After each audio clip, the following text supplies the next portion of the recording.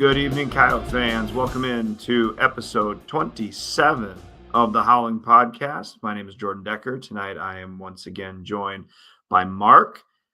And we welcome back, Chad from Texas, from his trip to Texas. As always, catch us on X at HowWithUs3. Catch me on X. There's Mark and Chad's X accounts. For those listening, I'm JD605, Mark at WDiamond605. And Chad at Chad Burger, Birger, at Chad Burger. Tonight's show once again brought to you by the Wakanda Peach Company out of Burbank, South Dakota. Wakanda Peach Company, where all your peach dreams come true. And as always, a quick disclaimer, the opinions on this show are strictly ours and not of USD or the athletic department. Tonight's episode, we welcome in the Associate AD for Fan Engagement at the flagship, Mr. Jarren Duffy. He'll join us in just a few seconds. But Mark, good to see you. Chad, welcome back. Welcome back, Chad. Thank God. Yeah, it's good to be back. I already messed up one of the slides here. I apologize, but at least it's going better than last week's beginning of the show is, I guess. So we are so back. Yeah, that's all right.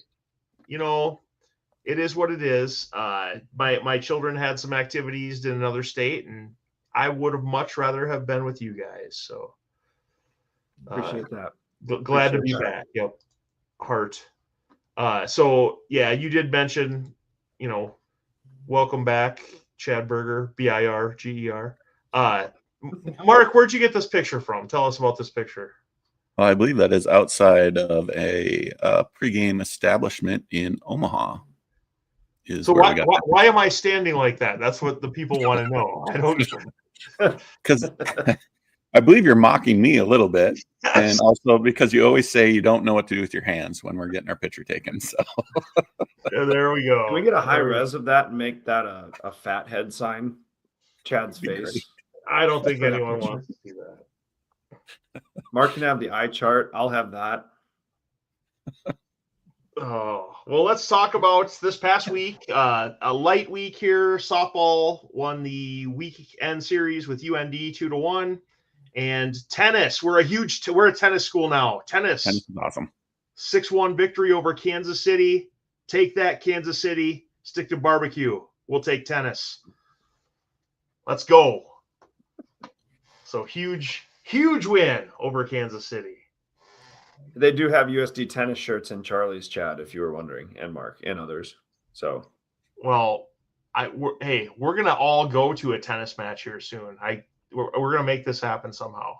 Are we allowed to tailgate at it before a tennis match? Yeah, as long as we don't ask permission. I think it's all good. Exactly. Yeah. Well, I bet our special guest would know. Well, speaking of special guests, this is a gentleman you may have seen multiple times just walking around, whether it's walking around at games, walking around campus. This one just happened to be, I was driving down Cherry Street one day, and there's Jarren walking across the street. So we're going to welcome to the program, Mr. Jarren Duffy. Welcome.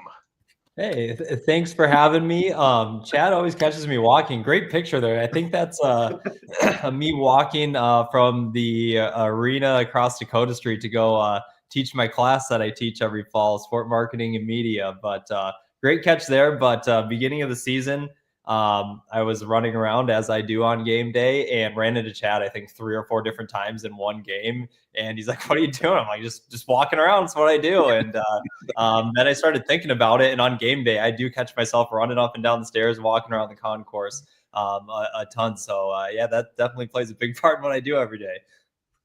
How many steps a day do you get on game days? Football season's crazy. Like we can get up towards 20,000 or so steps on game days in the dome, get there early. And it's a lot of running back and forth between the arena and the dome, checking things on the video board, running around tailgate. And honestly, if I'm like having 10 minutes or so where there's nothing going on, be like, let's go head out to tailgate again and go check what's going on. Or let's run up to the production room, run more time and double check to make sure everything's spelt right on that graphic we just loaded in. So it's a ton, especially in the fall, all over the place. So Jarren, like, how did you get started at USD? I got started probably either my sophomore or junior year, at least on the athletic side of things. working on the game day production staff. So whether it was running a camera at games, helping run the music at basketball, volleyball, softball games, you name it, just getting involved on the game day production crew. Gave me a little bit of a background of what it takes to put on a game at the Division I level on the fan experience side of things.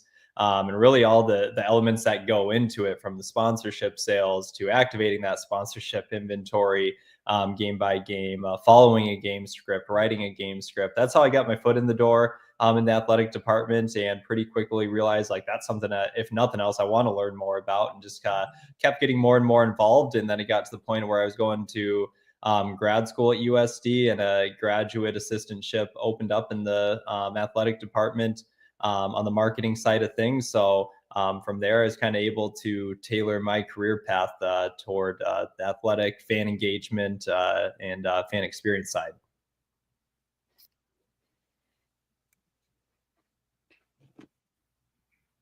Go ahead, Jordan. Oh, me. Okay, sorry. That awkward moment brought to you by Wakanda Peach Company out of Burbank, South Dakota. Jarren, what are you guys typically doing this time of year in your office? I know not a lot of stuff per se, like in the large facilities, but what are you guys doing right now? Sure. So certainly focusing on the spring sports. So as you guys mentioned, we got softball going right now at home, tennis going on at home this week. So always fun to give the spring sports their spotlight. We have a lot of track and field coming up here. I think we have 4 or 5 outdoor track meets here in Vermilion, plus the Summit League Championships coming up in May. So fun to work with those outdoor sports, especially with streaming and whatnot. Always adds another element of difficulty when we're outdoors with those things, but it's fun to help out with those sports and spend a lot of time in the spring working with them. But on the same side, or the flip side of things, we're always working on basketball, volleyball, football. We're well into the planning for next year, looking at where did we end up last year for attendance and revenue for each of those sports. What do we plan for increases in attendance and revenue for each of those sports, and how are we going to do it? So we're in the renewal phase for season tickets, well underway, especially on the football side, for a campaign for renewals, new season tickets. And we've seen that move really well. And we're just getting into the phase where we're doing a little more on the targeted emails. I'm starting some calls in the ticket office, but no surprise, especially on the football side, after a season like that, we're getting a lot of people that are reaching out about, hey, how do I get a tailgate spot? How do I become a season ticket holder? What do those levels look like? So we're in the phase now where we're certainly renewing, taking new season tickets, but also starting to look game by game next year. We're starting to look at themes. So when you go down the line of Northern Colorado, Drake for the football side of things, and then into Missouri Valley Conference play, on the volleyball side, talking with Coach Rundy on what their schedule is going to look like next year. We're starting to look at themes and some different ways that we can really target specific games. Looking into Dakota Days, where this year we got a sellout or close to a sellout at the last second. How do we get that to a sellout in advance of that game? So starting to look into some of those heavier items now, and then over the course of the next few months, kind of rolling out some details. But full blown planning stage at this point. And then really when the summer rolls around, we're into execution mode. And then of course, once the academic year starts back up in the fall, we're into game day mode at that point. So big planning stage, but also fun to focus on the spring sports as well. Jarren, can you just walk me through your tip, let's say a football Sunday to Saturday, what your week looks like? Yeah, so I mean, it almost starts so as soon as one football game gets over, we start to look at as that week goes on, we're looking ahead to what's coming up. So as soon as that game gets over, especially after a big win, we'll have an email campaign that's already ready to go in social media. If it's a big win, especially in the dome or on the road, we'll try to get a video of a player or a coach celebrating the win, talking immediately about can't wait to see you back in the dome, whether it's a week or 2 weeks from now. whenever it is, we'll kind of help them out with the wording on that to be like, get your tickets now. We have a home game coming up in 2 weeks or next week, whatever it is. Get an email campaign. So if you didn't watch the game for some reason, we make it as easy as possible to find out, hey, the Coyotes won. We want you in the Dome next week. That activation starts almost immediately after the game. Sunday, there's some conversations that go on about what we're doing to promote the games. And that's usually something that's planned out in the marketing plan, which is being finalized over the next couple of weeks, where here's what a week looks like after a win on the social media side of things, where they're posting something right after the game. What are we posting Sunday? What do Mondays look like? And that goes from the marketing department, communications department, Aneshka as our director of video and creative content. What does that side look like? And then on the marketing side of it, beyond social media, we're meeting with our partners on campus, whether it's Marcus Destin, the Coyote Crazies. We meet with the Spirit Squads, Todd Cranston with the Sound of USD. Just kind of going over what is game day going to look like next week. And a lot of that stuff is things we planned with those groups throughout the summer and leading up to games. But once a home football game week is there, it's really hyper focused on what does that game script look like, who's doing what and when. So by the time game day gets there, it's almost like ingrained in your head. You almost don't need a game script because everyone knows, okay, first media timeout, we're doing this. Second media timeout, we're doing this. It's a communication process that when done correctly, it's kind of like a well-oiled machine. So a lot of meetings, but there are a lot of productive meetings where the point of those is to make sure everyone's on the same page. So not quite as intense as Coach Amy, Coach Peterson getting ready for a game week, but we've got a team in place, and a lot of it is planning out, practicing, if you will, and getting to the point where when game day comes, everyone's on the same page and there's no surprises. Jarren, you're a South Dakota kid, right? You grew up in the state here? Yep, here on South Dakota, yep. So, like, what does it mean to you to still be at the flagship institution at USD and be a part of, being a Yote? Yeah, for sure. I think it means a lot being a South Dakota kid, something I certainly take a lot of pride in. It'll be really rare if you see me out and about not wearing something USD, whether it's a Coyotes hat, a shirt, whatever it is. And certainly a reason for that. I like representing USD everywhere I go. Just the past 2 weeks. 2 weeks ago, I was back in Huron visiting my parents and some family. Went to almost every session of the state B girls championship there in Huron. Then this past weekend, my wife and I went out to Rapid City to watch Huron play in the state double A's out in Rapid City. Again, saw some family and friends out there. So it's cool to represent the University of South Dakota. And I think not to be cliche or anything, but if there were jobs open anywhere in the nation, like South Dakota is exactly where I want to be. And that's part of it is certainly the South Dakota side, having roots here. It's cool to go back home and have people that are following the Coyotes and being a part of that and things that go on, being like, oh, hey, here's how that went down, or here's kind of the inside side of things of how that happened. So it's cool to be able to share that perspective. But at the same time, it's cool to be a part of an athletic department where it's local to a South Dakota kid, but at the same time, pretty cutting edge for a mid-major. We put a lot of resources into the athletic department that a lot of mid-majors probably wish they had the resources that we have at a Missouri Valley level for football, Summit League level. There's a lot of things here that a lot of schools don't have. Still plenty of work to do, but certainly proud to represent my alma mater, and being a South Dakota kid means a ton for sure. So, Jarren, I've got a couple follow-ups now. I'm gonna kind of dive in here. So, you mentioned you were at the State B girls basketball tournament in Huron a couple weeks ago. Yep. State B, I think Huron's a great location for the State B girls basketball tournament. There's been a lot of debate over the State B boys. It's always in Aberdeen, blah, blah, blah. I don't need to get into that. But is there any chance that USD could host or try to host one of these state basketball tournaments in the future? Or is that something that you guys haven't even discussed at the athletic department level? Yeah, it's something that I think is certainly possible. Not conversations that I've been directly in on, but I know that the Sanford Coyote Sports Center certainly has the capability of hosting a state tournament. And I think it would be a place that would do a really good job of hosting a state tournament. I think the community of Vermilion would certainly support it. I think it'd be a really cool atmosphere. That being said, I'm not sure what exactly goes into that process, but I know our crew would do everything they could to make sure it was hosted here. But no, I've had that question a few times, and I don't have an exact answer for it, but I think it would be a great spot to host.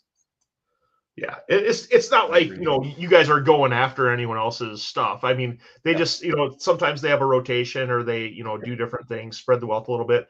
I think one of the disadvantages is that, Vermilion does host the state football championships every year, except for one season over the past, since 1982. And so a lot of people would say, well, you already get football, but I don't know if people know how great of a facility the SCSC is for watching volleyball and basketball action. Mm-hmm.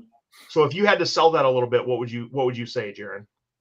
Sure. I mean, you go to Rapid City, you go to Huron or Aberdeen for the Bees. They all do a terrific job, but I don't think there's anything in those facilities that the Sanford Coyote Sports Center is lacking. And I think there is an advantage to, no matter what level it is for a state championship, getting out to some different areas. I think it's cool that Huron does get to host the state B girls tournament every few years. I think they're off for 2 years and then have the possibility of hosting again in 3 years. But I hadn't been out to Rapid City specifically probably since the last time I went to a state tournament there for basketball. So it's fun to go out there. I went to the state AA's last year in Sioux Falls, but it gives you a reason almost to go to some of these different communities. I think it would bring a lot of people to Vermilion that haven't been there before. The game day production, you can bet it would be top notch. We would pull out all the stops on that side of it. But I think that facility, I know anyone listening here has probably been to a game in the arena,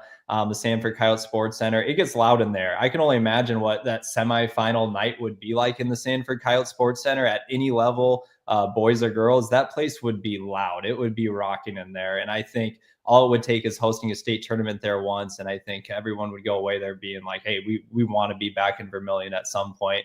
And that's something that those conversations could be going on. I'm not 100% sure what that looks like, but I know we would do a great job of hosting it, and I think it would be a lot of fun. And that is something that comes up quite a bit, especially when I go back to Huron and we watch the Bees, which is an awesome place to host them. I think a lot of people who have been to Vermilion are like, man, that would be pretty cool in the Sanford Coyote Sports Center. I'd agree with that. Yeah. I'll still say I've been to almost every single basketball venue in the state of South Dakota. I'm a South Dakota kid too.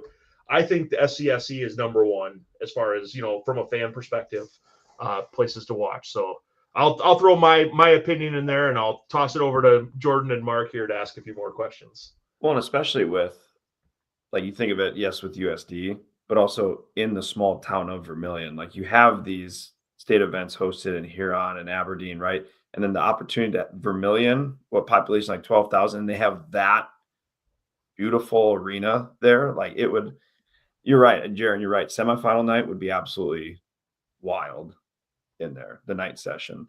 My question, what is your most memorable game day experience? Beginning of the day to end of the day. Everything was going right. You had just a great production day. The result was great. It could be anything, volleyball, basketball, football, track, whatever. What's your most memorable game day? Oh man, I probably would have had to make a list, and I could probably pick one for every sport. Like going back to our first whiteout game we did for volleyball against Louisville a few years back, set an attendance record at the time there. That was a ton of fun. A lot of the women's basketball teams of the last maybe 6 years I've been here, there's been a lot of fun moments there, but maybe recency bias and maybe one that people wouldn't guess right off the bat. But this year specifically, the Northern State game, the blackout game there, I mean, I think people know like a lot went into that with the black jerseys, some of the things we had tweaked, but we've had a brand new external staff. We brought in 2 assistant directors of marketing, full-time employees, new communications department. Coyote Sports Properties was new. There was a lot of feedback on what we could do to enhance the game day atmosphere. I went to a Timberwolves playoff game last year, and they had an MC hosting everything down on the court that did a really good job. And then a lot of things kind of came together where over the summer, we're like, okay, what can we do to steal some things from the Timberwolves? We have all these new people here and all these new ideas. How can this all come together? We have this idea for black jerseys that we haven't done a night game, at least in my time in Vermilion. And I was one that I was always kind of like, it would be nice to have a night game at some point just to kind of see how it goes. And a Thursday night, that's something different as well. Everyone always talks about student attendance and what are we doing for students. And one of the things that John talked about when he got here was getting that game on a Thursday for students. That was a 3-day weekend coming up there. So it was something where a lot of things kind of lined up and a lot of work went into it. And when that happens, you want things to go well. I mean, you always want things to go well. But there were so many things lined up that it was almost overwhelming at times. We're like, okay, we got to put all this together. And then it's got to work too. Like there's a lot of pieces that go into that specific game and really every game. But with the new staff, a million different ideas being thrown out there. And the whole blackout, black jersey, how we wanted to unveil that. There were so many moving parts and so many things that could go wrong, which is fine. It's working in sports, that'll happen. Working on a game day, whether it's here at our Ohio State, Texas, things are going wrong. Like there's things wrong on the video board. There's timing issues that happen all the time. But that Northern State game, there were some small things here and there that could have been better, but so many things went well. Broke a student attendance record, which was the A1 reason why we did almost everything related to that game. The way we did it was for a good student turnout.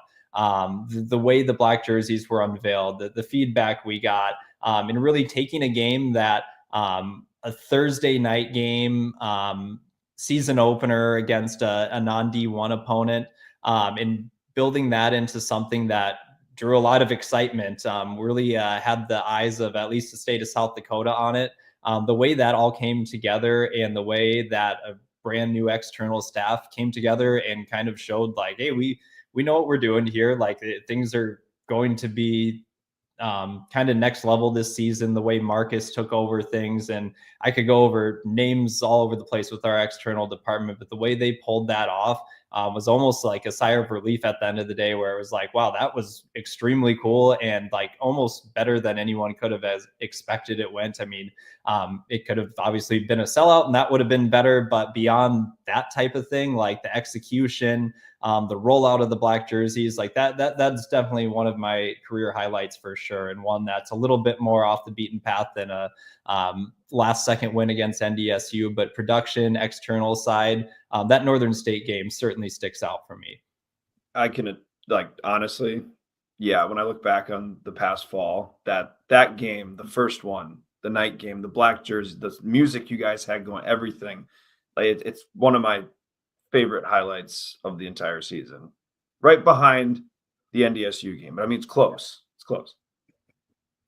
There's a picture of Jarren jumping 3-4 feet in the air at the NDSU. Yeah, I was pretty excited for that one too. No doubt.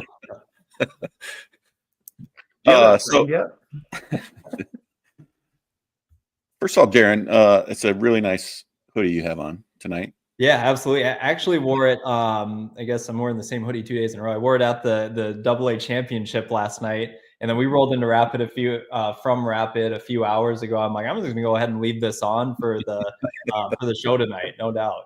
Fantastic. Shout out to Mark for getting me a Wakanda Peach company hoodie here.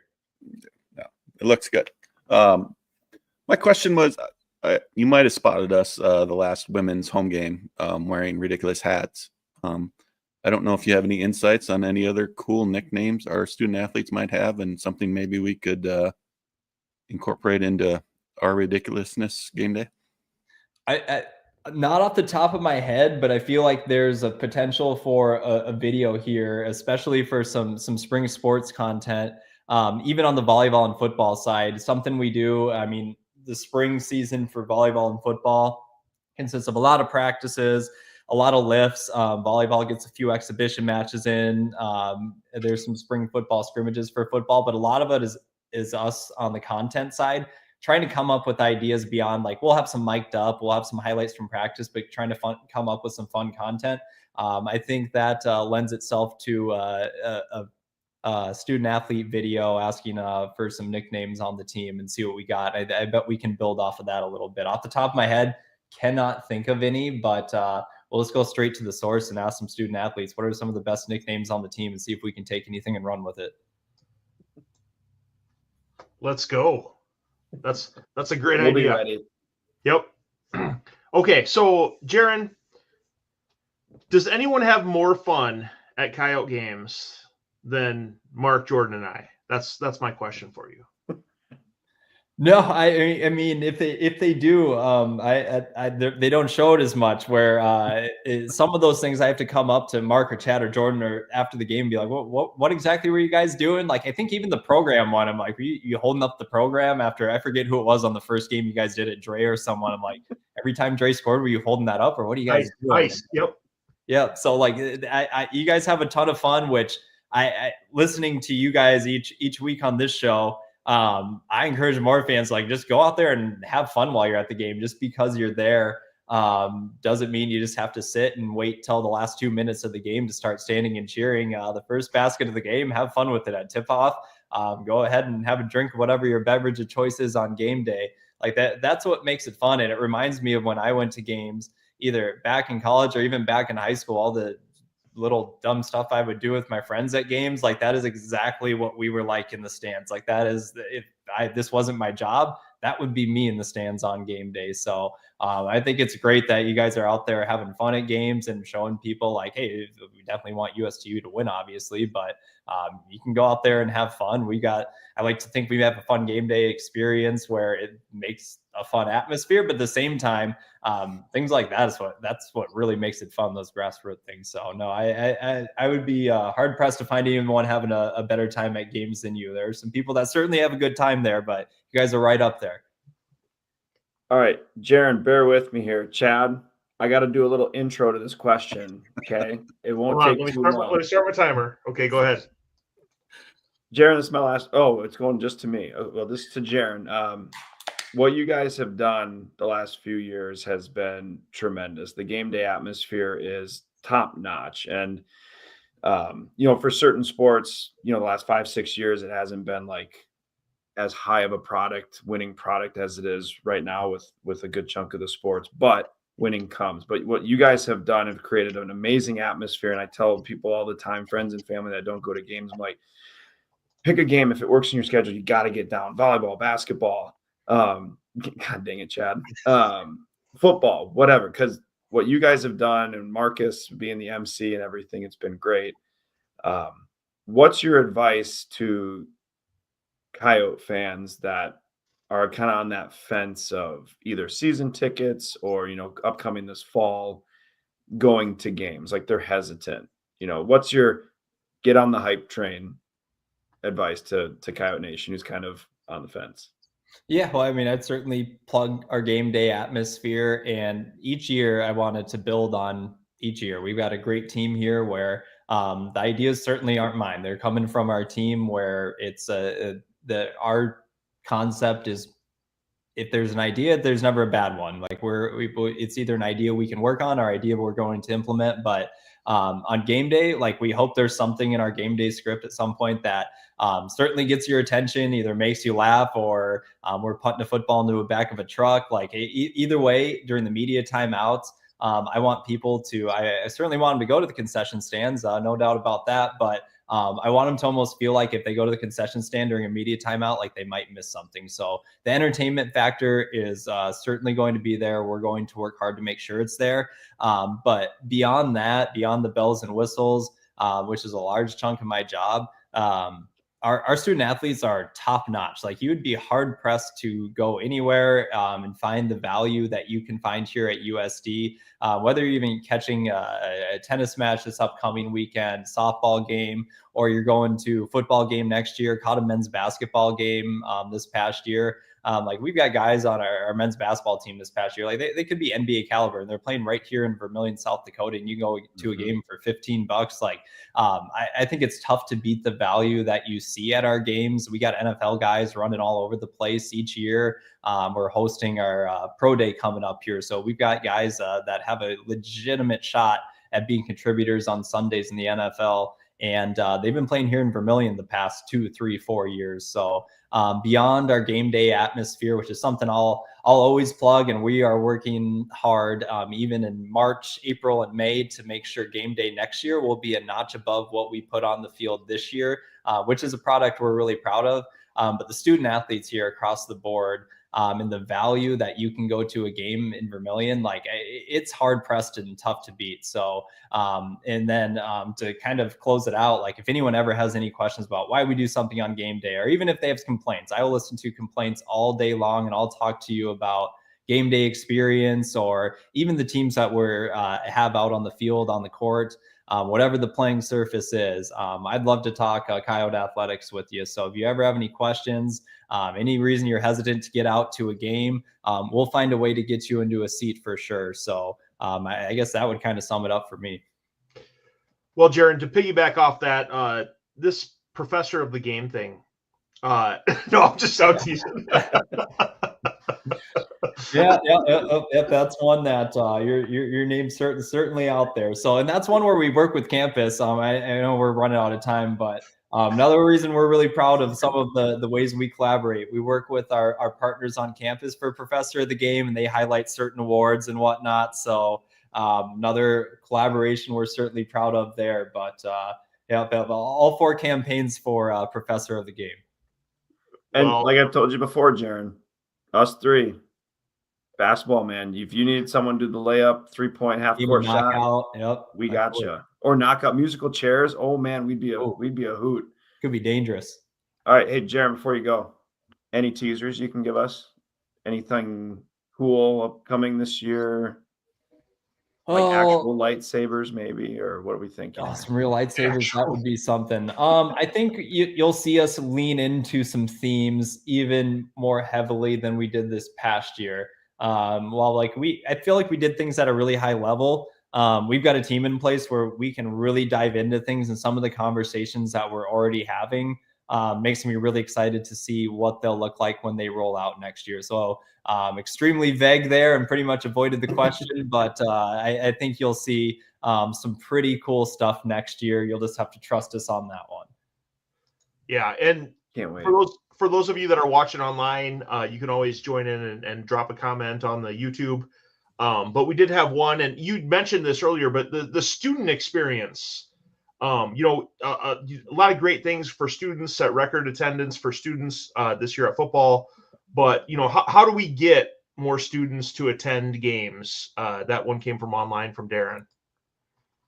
Yeah, I think where we started to see the most success is beyond the classic give out a t-shirt, give out pizza for a game. Like we'll still certainly do that where we have the ability to do it. But where we saw success was specific groups coming to games. So I know basketball is one where everyone looks around and goes, oh, there's no students here. And I certainly wish there were more students there. But a lot of those games, we had certain games where the football team came out in full force, which was very public facing. A lot of people saw that. That was great. Coach Johansson, that's one of his initiatives, getting more involved in the community, and they certainly did it. But our volleyball team comes to games. The Coyote Crazies comes to games. We had a Greek night where we had each of the fraternities and sororities do kind of a challenge to see how many they could get to come out to a game, brought them on the court for a couple of different contests. Bringing specific groups to the games is something that we started to have more success with than we have in the past. The only problem was they all kind of sit in different areas. That's something we're going to work on this next year, where those different groups aren't just kind of coming to the game and all sitting in their own different areas. And that's not as easy as just saying, all right, everybody, you guys all sit here. I think that goes back to getting those groups to get to know each other a little bit before the game. So the football team's interacting with the Coyote Crazies, or the Greek life fraternities and sororities prior to the game at some point, they're meeting with the Kyle Crazies and collaborating with them. They're collaborating with the football team. So by the time they get to the game, they're like, oh, hey, there's Aiden Bauman, and not just knowing him because he's the quarterback, because he's the dude that they just hung out with the night before or whatever at some get together in the Dome Club. So we're going to work with those student groups beyond just inviting them to games and seeing what happens, but getting them to hopefully know each other a little bit before they get to the game. And then when they get to the game, it's not awkward where we're like, all right, everybody, go sit together. It's not the same when you don't know people. So there's a lot of levels to it, and that's a problem across the country. But I feel like we have the pieces in place where there are groups going to games, but getting them to kind of work together is the next step. And that's another area where we've had some really exciting meetings where we're like, hey, I can kind of see how this is going to start to work. And talking to some of those group leaders that are excited about it already is something that I'm excited to see unfold next year. Absolutely. And if students in my class, I always give them extra credit if they come take a selfie with Marker at games. I've seen the selfies. Great selfie. Love that idea too. And you're right too on the basketball front too. That, you know, what is it, 5 sections for students? And like when you're at the game, you can see they're there. There's I think a decent amount for a Thursday night game there. They're just so they're spread and they're not active at the game. So I like that, like getting them more familiarized with each other, getting Greek involved, and yeah. I think again, if you got to cut me off, you certainly can. But I think a lot of people saw the football team down there having a good time. They see the Crazies over there having a good time. They see you guys having a good time, and a lot of people are like, man, that kind of looks fun. I kind of want to be down there. But unless you know those groups, you're not just going to walk down there and be like, all right, Aiden, who are we yelling at right now? Like you got to kind of get to know them a little bit and make that a little bit more organic. And I think we're heading in the right direction with that. But that is priority number one for us for sure. We got a lot of areas that we certainly need to work on, but that one is not one that we're overlooking. Yeah. Well, Jarren, I really appreciate you joining us tonight. One last comment here. Speaking of professor of the game, Dr. O did put a comment in here and said, so glad to see you tonight. She's late to the podcast, but glad to have you and the team working so hard to make the game day experience fun. So thanks, Dr. O, for tuning in. And yeah, we appreciate everything you do, Jarren. And we'll let you go to start planning on some more activities and some more festivities for this upcoming spring. And maybe if you're looking for a professor of the game at one of the tennis matches, you can reach out and we can figure something out. Absolutely. Yeah. Well, thank you for having me. All right. Thanks, Jarren. Thanks, Jarren. All right. Well, that was awesome. Yes, absolutely.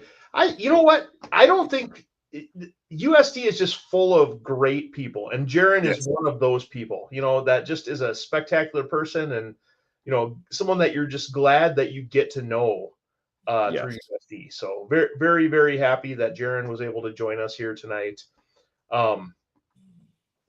Like he said, reach out to him. Okay, if you have comments, questions, anything else, we'll see if we can dig up his email address for later on. But yeah, can we get his X handle on there? Go to goyotes.com and you can always find all of that information. Well, let's jump in back to the week that was at USD here, and let's talk about a little bit of news and notes. So, Mark, you want to take us through this? Yeah, so we had a few more jump into the portal. On the men's basketball side, Javon Hill jumped in the portal. On the women's side, Gabby Wilkie, red shirt this year. Hannah Coons jumped in the portal, and Addison K10 also jumped in the portal. So we wish all of them well in their next stop. When you say jump in the portal, it sounds like they're, you know, going. It's just such a crazy thing, but yeah. So they're intending to transfer to another institution. Right. Is what that means. It doesn't open for a couple more days. Yeah.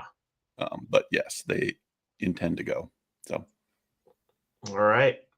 Well, let's go ahead and take a look at what happened. We did mention earlier the big tennis win. We're a tennis school now. Take that, Ruse. So 6-1 South Dakota over Kansas City. This was yesterday. the 22nd at 2:00 in the Plaza Tennis Center in Kansas City. I'm assuming it's someplace really, really nice with a name like the Plaza Tennis Center. But Plaza Tennis yep, Center. this bumps USD up to 1-1 in the Summit League, 8-6 overall. And as far as matches go, this is the number one singles, just a dominating win by Bea, 6-3, 6-3. Number two, Sorsha had a tough time there with Catherine Trobach. The number three singles, Amanda, with the big win, 6-2, 6-4. Selena Bird had a 3-set win, 6-3, 4-6, 6-1 in that one. Number five singles was Grace with a dominant win, 6-4, 6-2. And then number six singles, Katarina with a big 6-2, 6-3 victory. So we mentioned, kind of how tennis scoring works on our previous episode, but you can see that there are 6 singles matches. So each one of those counts for 1 point. And then there's 3 doubles matches. And the way that the doubles matches work is the first team to win 2 out of the 3 matches gets the point. And so you can see here that our number one doubles team did win that one 6-2. Our number 2 doubles team did take a tough loss there. So in this case, it actually came down to the order of finish was number 3.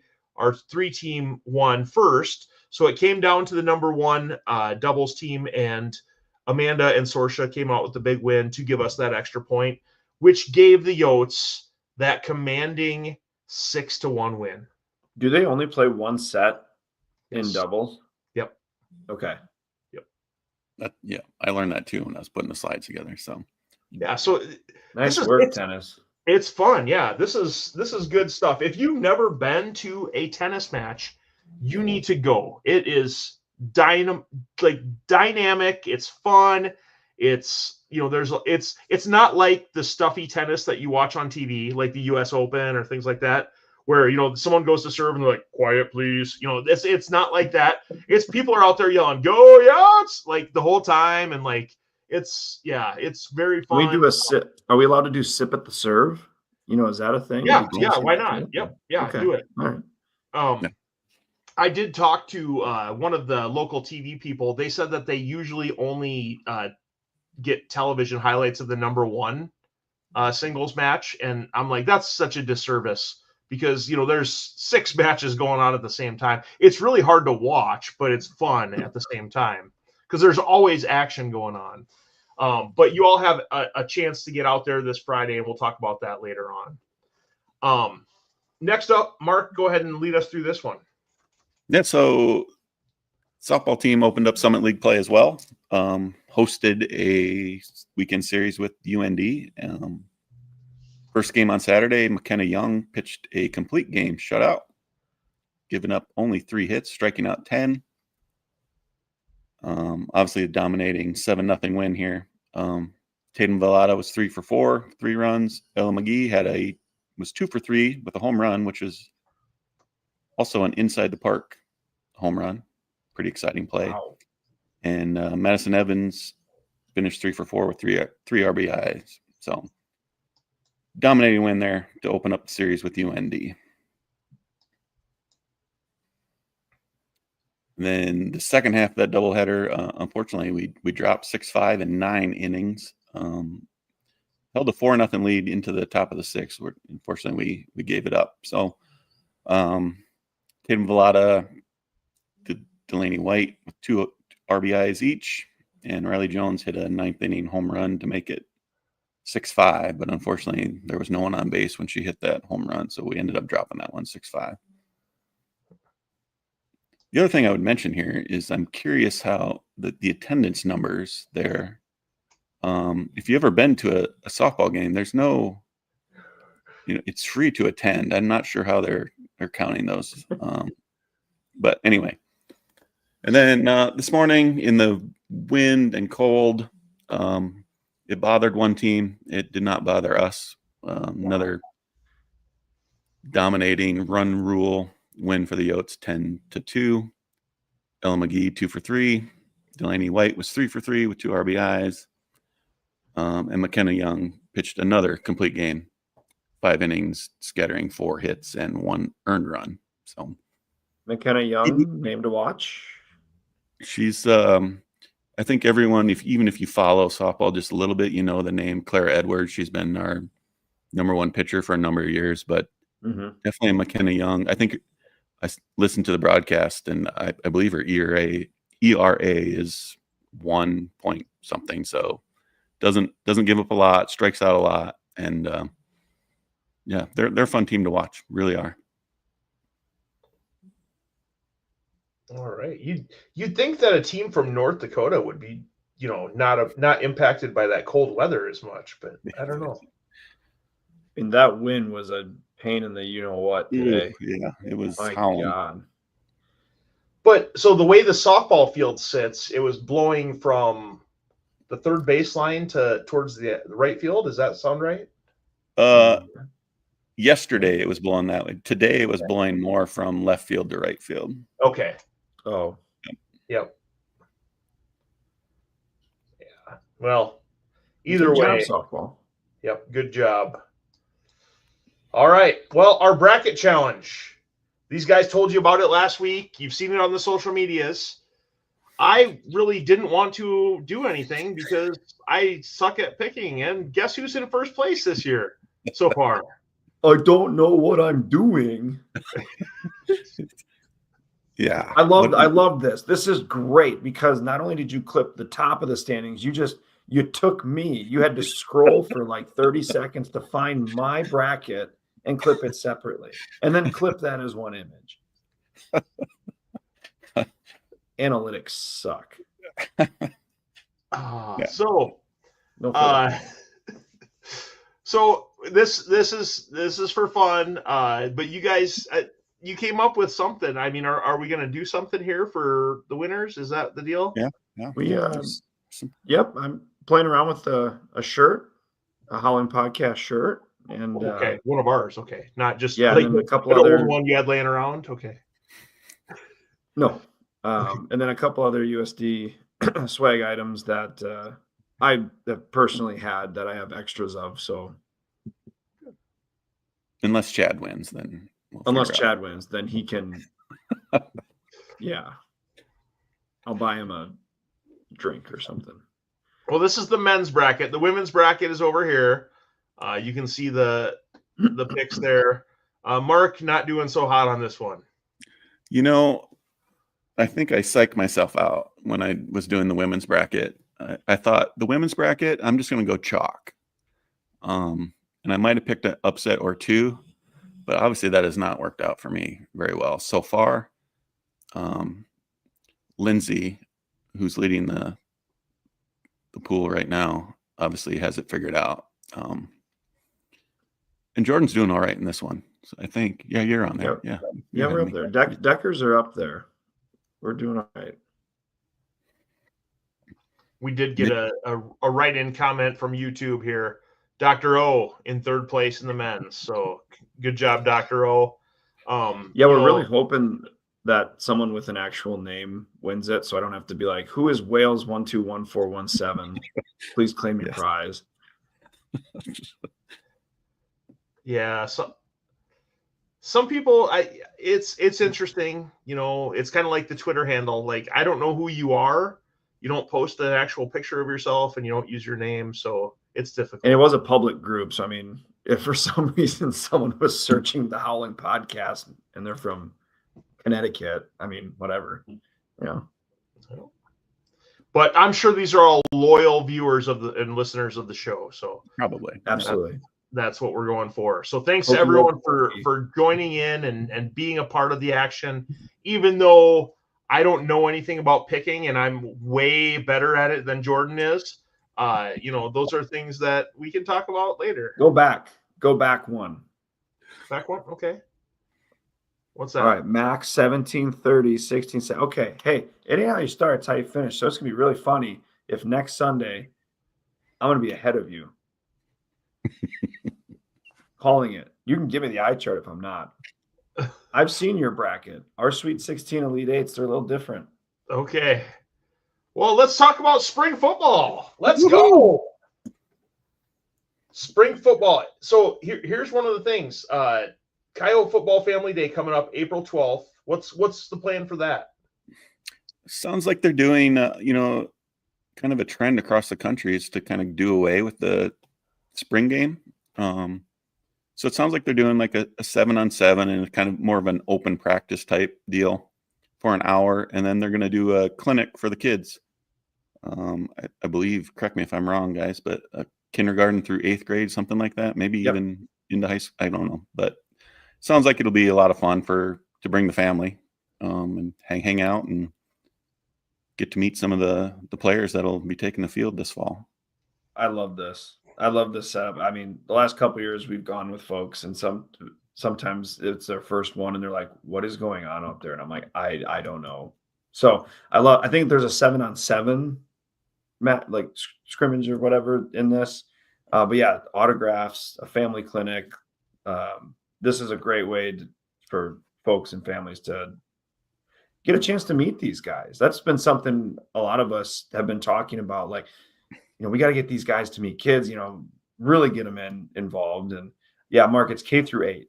I don't think they can technically do stuff with the high school students. I'm not with that, but can't wait. I think it's 1:00, April 12th. So, So got that Saturday free admission. Yep. And practice is going on right now. So if you're interested in practices, I'm sure you can probably, sneak out there and sneak a peek, but that should work out. Are we going to tailgate it, guys? Coming up this week is men's golf, the Arizona. Women's golf is at the Ozarks National Invitational at Hollister, Missouri. Track and field is at the Clyde Littlefield, Texas Relays. I was just in Texas. It's a lot warmer there, we'll say, than it is here. Tennis Friday, Oral Roberts in Vermilion at noon. Let's go. We are now a tennis-focused school. Let's get out there and go. All right. So Friday at noon. And then volleyball Saturday down at the Volleyball Academy in Omaha, Nebraska. So that's going to be an interesting experience for the volleyball team. A quick word on that, Chad. I was looking for the tweet. I thought the volleyball tweeted out who they were actually playing. I believe Omaha was involved in that, and there was 2 other schools, but I couldn't find the tweet. So I don't know if the schedules got changed or what happened there. But I think it's a 2-week deal because I want to say it's April 5th. They play NDSU up in Madison, South Dakota, in the Madison High School gym, I think. That's not this week, Jordan. No. But I'm saying like it's like a 2-week deal, and Omaha is involved. They do I think they rotate the schools they play. Okay. We don't know if any of that's true, but we'll try to see if we can get some confirmation from Coach. Just go to the Yotes website. Yeah, go to goyotes.com, check it out. But and then softball is at home versus St. Thomas on Saturday for a doubleheader, and then on Sunday as well. So lots of action there. And I think tennis is also going to be home on Sunday as well. Right. So big week coming up for the Yotes here. A lot more going on this week than happened in the past week. So we're looking forward to this week, and hopefully everything will work out. So quick note on this April 12th. That is the day after Calling All Coyotes, Darren says. So, lots of good opportunities there to jump in and take part and see what's happening with the Coyote athletic program. Well, we're at that point in the show, and now.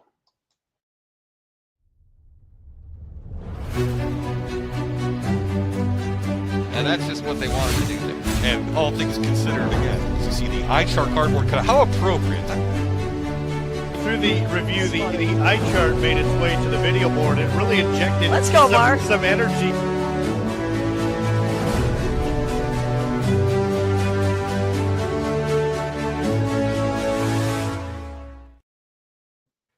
Mark Wendt is famous for holding up that eye chart at USD basketball games when officials make questionable calls. So we are going to give our eye chart moments of the week for whether it's calls in games or calls in life, where maybe questionable calls were made. This week, we're going to start with a quick recap of last week's eye chart of the week. I was not on the program last week. I did send in my eye chart nominee via text message, and it was not given on the program. But that's okay. So of the two that were given on the program, the two selections were the NCAA Men's Committee and Weather Prediction People. That was a terrible one. It lost overwhelmingly. I had a good week. I had to complain about something. That's what this segment's about, right? Oh, Jordan. So, Mark Wendt, you won the eye chart of the week last week by omitting mine. So, the floor is yours. Give us your eye chart of the week. Number one, I feel like you texted that at 10:05 p.m. That's the first time I saw it anyway. So, my eye chart of the week, I don't know, Chad, if you got the tweet to pull up here, but it takes us to New York to the Class D high school girls championships, where Northville High School lost by 6 points. And the cameras zoomed to the team who's kind of standing there waiting to shake hands or get their second place trophy. I'm not 100% sure what.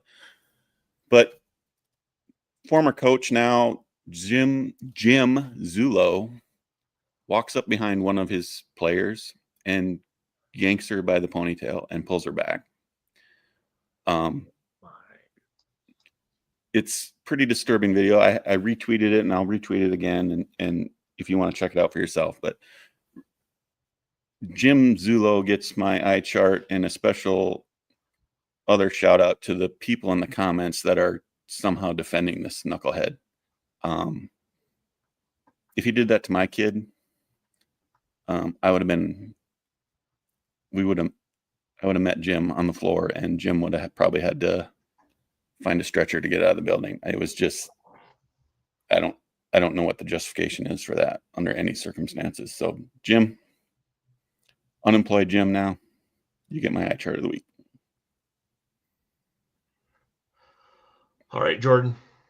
How am I supposed to follow that? Because mine's pretty lame. No politics involved with this one, but my eye chart of the week goes to individuals that let politics get their emotions and destroy property. So to the folks that were burning Teslas, that's not cool.